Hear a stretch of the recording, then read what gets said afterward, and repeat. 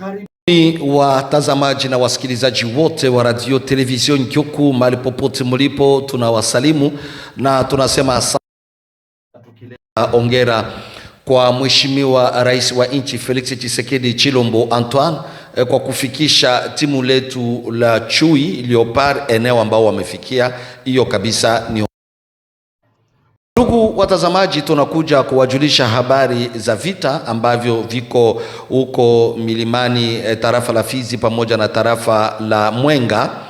Na kwa sasa tunajulisha kwamba habari zimezagaa mtandaoni ya kwamba wahasi walichukua eneo wanaita Mikenge. Ni uongo kabisa. Vita vilizuka hizi zote siku, hapo jana walipigana sana na juzi vile vile walipigana na wanajeshi mmoja wapo wanajeshi walipoona drone zinapiga walianza kimbia, na walipokimbia wakafika point zero mahali ambapo jeshi letu liko, na ile kukimbia ya umati ya wanajeshi wakazani labda Mikenge imeanguka, na habari zikazagaa hivi.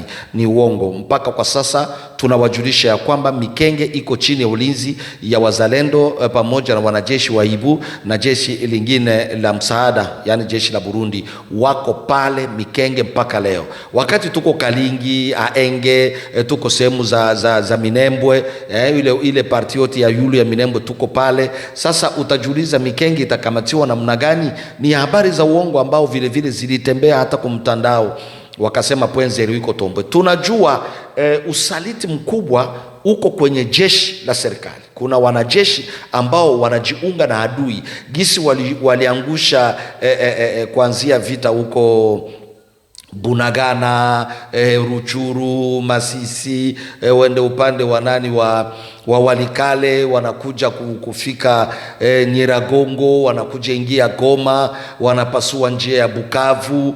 Ile hewa ambao walikuwa wanajeshi wako wanaenda wanakimbia, ni ile hewa ambao inatafuta kuzuka huko kwetu Sud Kivu, Sud ya Sud Kivu, na huko wanakutanana na kibambazi ya wazalendo pamoja na wanajeshi wa Ibu. Sababu ni waambie mbele ya Mwenyezi Mungu, muumba wa mbingu na inua kofia yangu na wapa wazalendo na waibu. Ni jeshi linapigana pana mzee, hapana mzaa. Waibu pamoja na wazalendo ni kibambazi kinazuia adui mpaka saa hii tuko tunasema, na adui anaendelea kushindwa. Kwa sasa kunaenda anashindwa.